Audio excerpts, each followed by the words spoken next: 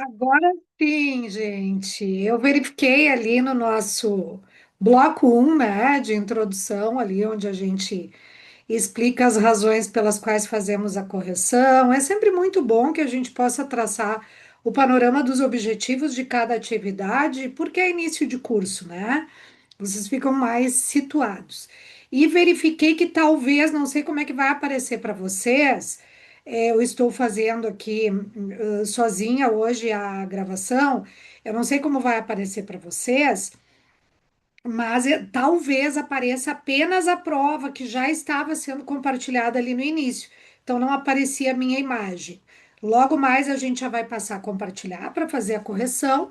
E aí, se sumir a minha imagem, o que importa mesmo é aqui o áudio, né? Para que a gente possa fazer a correção conjuntamente. Então, vocês devem estar aí já com a provinha de vocês na mão. Lembrando, a minha prova inicia na questão um com a seguinte questão: mediante análise das teorias existentes sobre a relação jurídica. Então, inicia com essa questão: mediante análise das teorias existentes sobre a relação jurídica. Assinale V ou F. E aí você tem que verificar se a tua prova é a mesma que eu tenho em mãos ou se a tua prova tem outra ordem de questões e localizar ali, certo? Eu vou compartilhar aqui, pessoal, a prova que eu tenho em mãos. Espera aí, minutinho. Questões técnicas, vamos abrir aqui primeiro, para que a gente possa, então, compartilhar com vocês o arquivo e todos possam visualizar aqui junto comigo. Inclusive a parte ali das instruções. Volto aqui para o Zoom, estou gravando via Zoom e vamos fazer o compartilhamento da prova.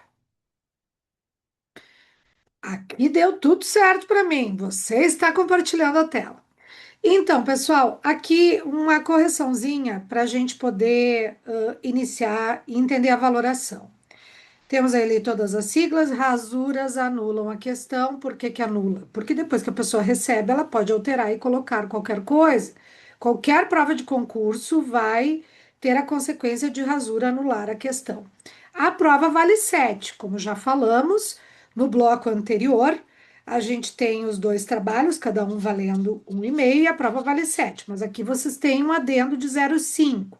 Então, o que que procede aqui? A questão dissertativa vale 1,25 cada.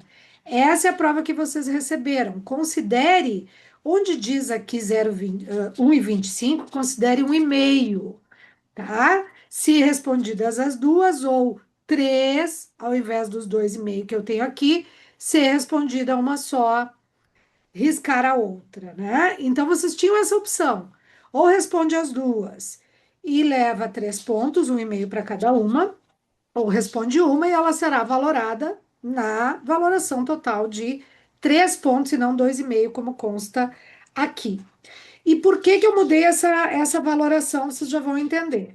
As questões objetivas valeria 0,5 cada e era para a prova ter 10 questões objetivas, porque computariam 9, valendo 4,5, e uma você podia errar que não acontecia nada, ou seja, você ganhava uma questão. Ocorre que em determinados dias, em determinados modelos de prova, saiu a última questão, a questão 10, e em outras não, saiu só 9 questões. Então, eu deixei igual para todo mundo e tirei essa última questão, né, que seria a mesma para algumas provas, e computamos apenas 9 questões, tá? Se a gente computou apenas 9, então, na verdade, o que valora de nota são 8. E aí você teria a valoração de 4, mas você ganhava uma a mais, que seria a nona questão, que podia errar e não acontecia nada, certo? Então, retomando, questões objetivas valiam 0,5 cada. Questões dissertativas, se respondesse as duas, 1,5 cada, se respondesse uma, 3 pontos. Ainda, pessoal, nós já vamos ver aqui na correção onde isso aconteceu, mas temos duas questões da prova nas quais inicia assim o enunciado. Assinale VOF. Só que no desenvolvimento você tinha da letra A a D. Na verdade, era para marcar uma só, porque só tinha uma correta. Mas como iniciava dizendo assinale VOF, alguns marcaram VOF, eu aceitei qualquer das duas formas. Se marcou uma só, o 0,5, que é da questão objetiva. Se colocou VOF, eu distribuí esse 0,5 entre as quatro assertivas e ficou valendo 0,13 cada uma, certo? Além disso, acho que isso aconteceu em uma ou duas questões, depois a gente tira a dúvida. Tá saindo um reflexo aqui no meu óculos, mas é normal aqui da luzinha que nós precisamos dela, porque nesse momento que eu estou gravando está escuro, já é noite. Temos uma outra questão que era para marcar VOF também, mas eram só três assertivas. Ali computou em 0,17. Na medida em que eu vou corrigindo aqui, eu vou referindo para vocês, tá? Então, a minha prova é esta aqui. Vamos descendo aqui, barra de rolagem, onde está aqui, para que a gente se encontre. Então, a minha prova é essa aqui, se encontre na tua, e vamos à correção. Mediante análise das teorias existentes sobre a relação jurídica, assinale V ou F, né? E aqui você tinha três afirmativas em números romanos e tinha que marcar da A até a D, qual delas estava correta. Então, quando o Código Civil regula a matéria de vícios sobre os bens adquiridos, preconizando que aquele que adquire bem viciado com problemas de funcionalidade pode se voltar contra quem lhe vendeu para buscar o valor de volta ou abatimento do que pagou, está tratando do elemento garantia da relação jurídica. Perfeito, né? Nós temos quatro elementos constitutivos da relação jurídica: sujeitos, sujeito ativo, credor, sujeito passivo, devedor. Então, as pessoas, né, que estão envolvidas na relação jurídica. Objeto é o interesse sobre o qual gravita essa relação jurídica. Se é uma prestação de serviços, aquela prestação de serviços que é a obrigação de fazer de um lado, de pagar de outro, né? Então, esse é o objeto. Por isso que a gente vai dizer, e isso vai estar presente em outro momento da prova, que não existe relação jurídica entre pessoa e coisa. A relação jurídica é sempre entre sujeitos. A coisa que pode ser a coisa em si, ou pode, né, um direito de propriedade, por exemplo, é a coisa em si, ou pode ser uma obrigação, que seria uma prestação, é o objeto dessa relação jurídica. Então, sujeitos, objeto, o que que liga eles para que eu diga que ali eu tenho uma relação jurídica e não uma relação de cortesia da vida que não interessa ao direito? O que liga é o liame, é o chamado vínculo de atributividade. O que liga esses dois é um contrato, é a imposição legal. Então, o vínculo jurídico seria um terceiro elemento da relação jurídica. E, por fim, a garantia. A garantia são as regras que garantem que a relação jurídica vai ser cumprida e que ela vai ter efeitos, né? Então, o exemplo aqui dos vícios está perfeito. A gente deu exemplo na aula da fraude contra credores ou de uma ação de execução, fraude contra credores. Eu tenho a garantia de que se um credor, para não pagar as suas dívidas, começar a se desfazer dos bens, aquele negócio será anulável, porque é a lei que diz isso. Eu tenho a garantia de que se o devedor não pagar a sua dívida, ele pode ser executado pelo credor por meio de uma ação de execução. E aqui no nosso exemplo eu tenho a garantia de que se eu adquiro um bem viciado que tem problemas de funcionalidade, eu posso me voltar contra quem me vendeu, né, por meio dessa ideia de garantia. Então aqui bastava dominar o conceito garantia da relação jurídica, portanto, V. E aí, veja que se você vem nas letras A, B, C, D, você já vai tirar fora. Se você sabe que essa aqui é V, você tira fora a A e você tira fora a D, porque elas começam com letra F. 2.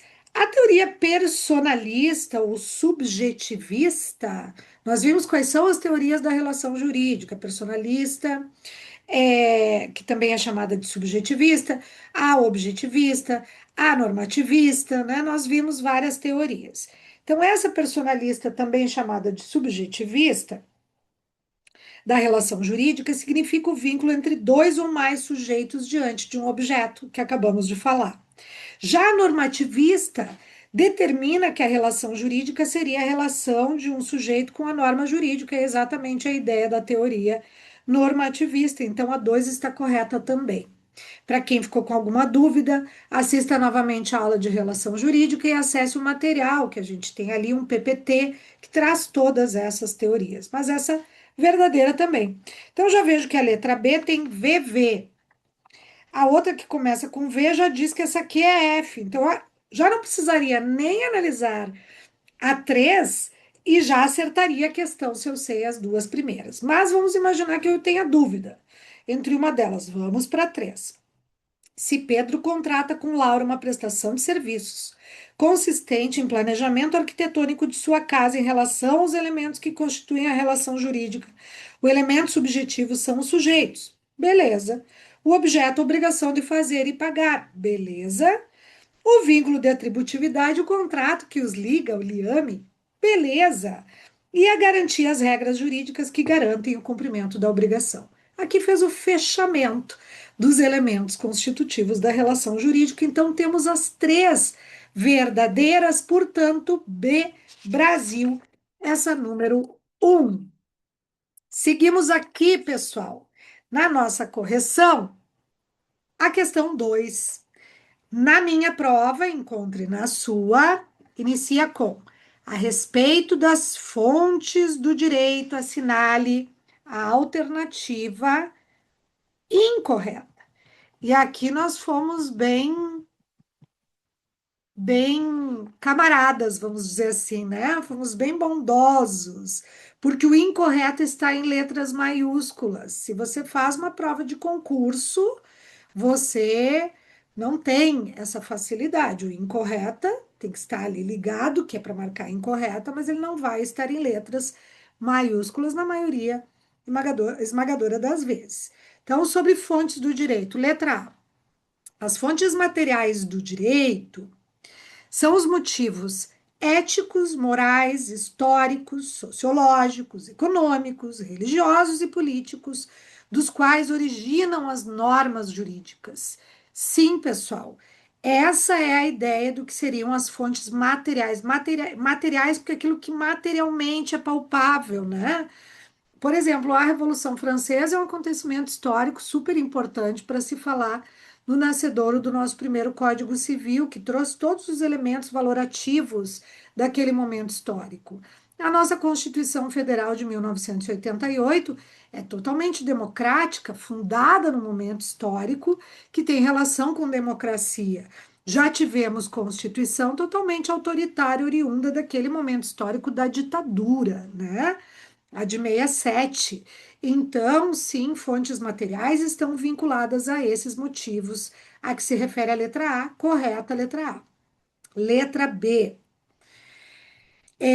As fontes formais são as formas através das quais, né, o direito se exterioriza. Sim, formal é a forma como o direito é aplicado. Então, quais são as fontes formais do direito? Lei. Somos um país de civil law, portanto, de direito escrito, e aí a lei é a fonte suprema, lei, jurisprudência, costume, princípios gerais, analogia, a doutrina, né? Alguns autores vão dizer que uma ou outra não fica ali no catálogo das fontes, mas essas são as mais mencionadas. São as fontes formais, é a forma através do qual o direito se exterioriza, correto? Letra C. A jurisprudência é constituída por decisões dos tribunais de modo uniforme, envolvendo casos semelhantes. E aí, vamos ficar aqui na letra C para verificar se está correto. A jurisprudência é constituída por decisões dos tribunais? Sim. Que vão no mesmo sentido? Sim. Envolvendo casos semelhantes? Sim. Então, a gente vai ter aqui essa também como uma afirmativa correta, né? Porque, por isso que está errado, pessoal, falar em jurisprudências, as jurisprudências. Jurisprudência é uma só, é uma tendência de decisões naquele sentido, né? quando se busca a uniformização da jurisprudência, por exemplo.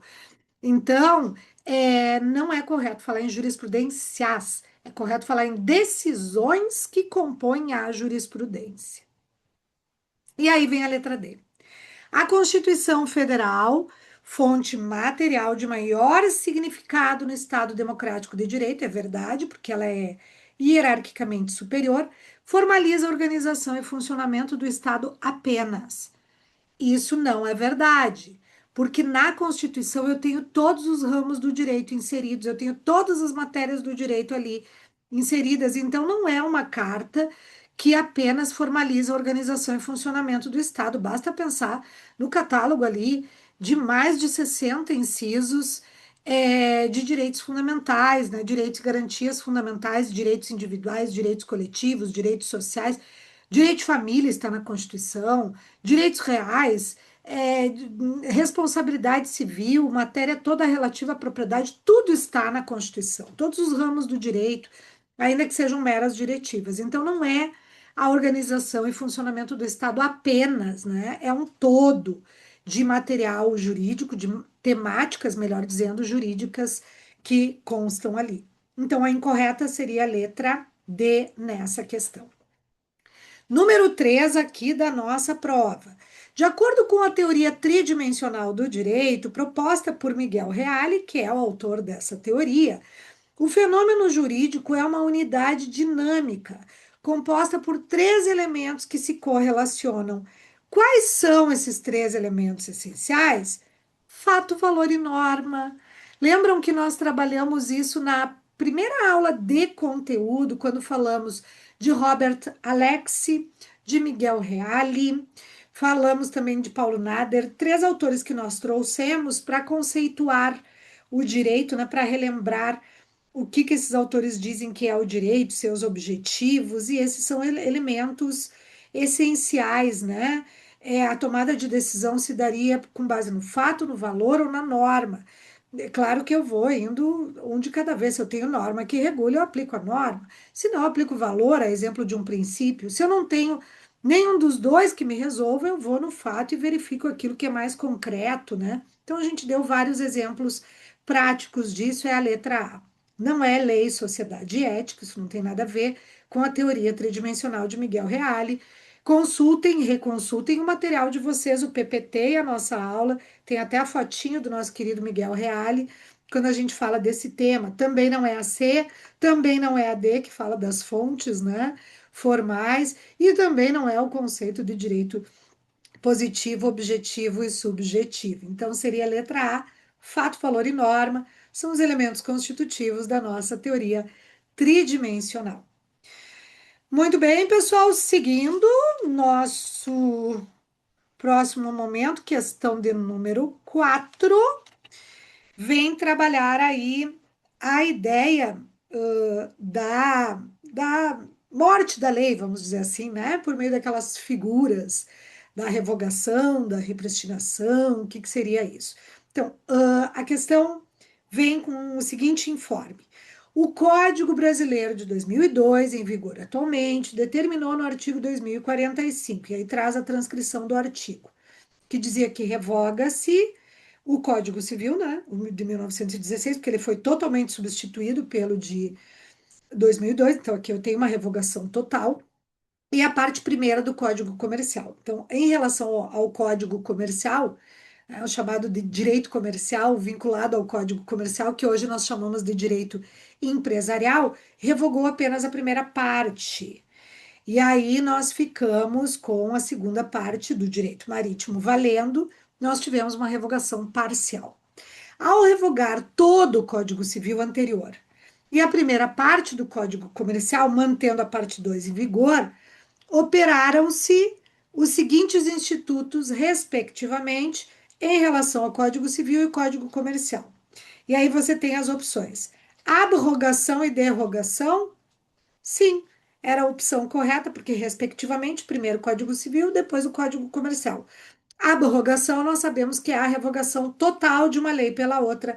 Derrogação é a revogação parcial de uma lei pela outra, que foi o que aconteceu com o Código Comercial.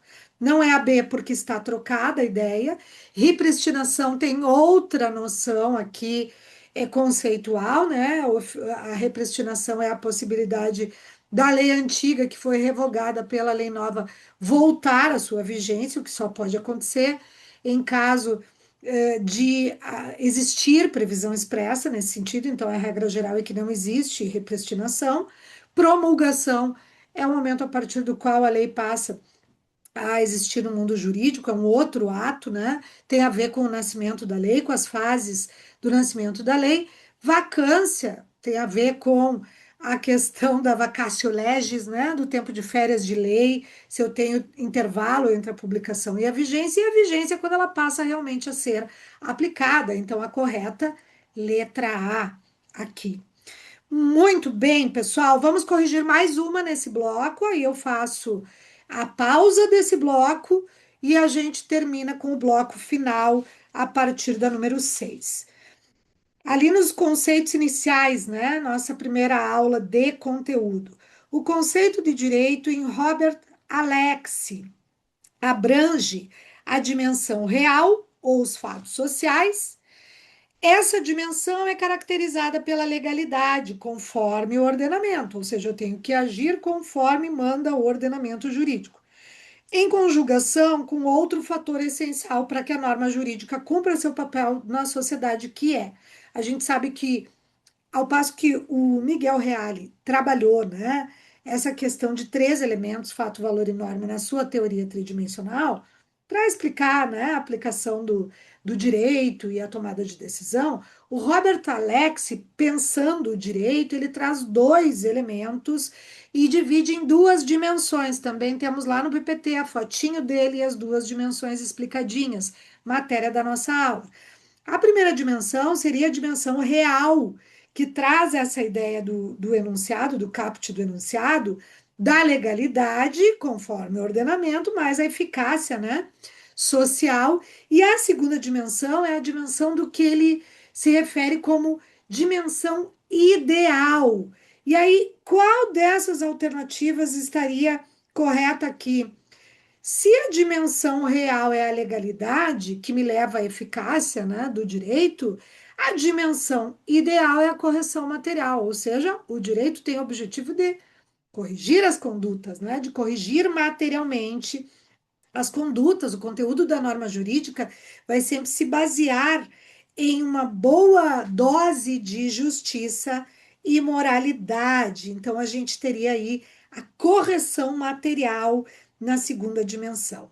Pessoal, no entanto, aqui eu considerei duas letras corretas, tanto a letra A, que é a que seria, né, desejável que vocês marcassem, mas ali no nosso enunciado eu falo em legalidade e não falo na eficácia social. A eficácia social é uma ideia que está junto com a legalidade, porque agir conforme manda a lei, agir conforme a legalidade me traz eficácia social.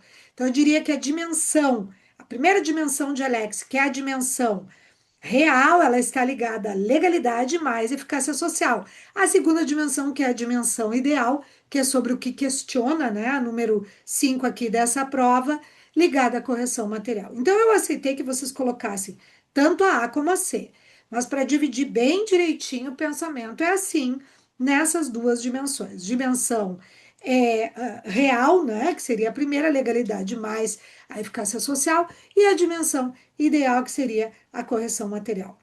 Ok? Vamos então aqui dar uma pausa no nosso bloco para que a gente possa voltar na número 6, que aí eu concluo as objetivas e a gente já passa para a correção das discursivas ou dissertativas e a finalização aqui da correção da prova. Até lá!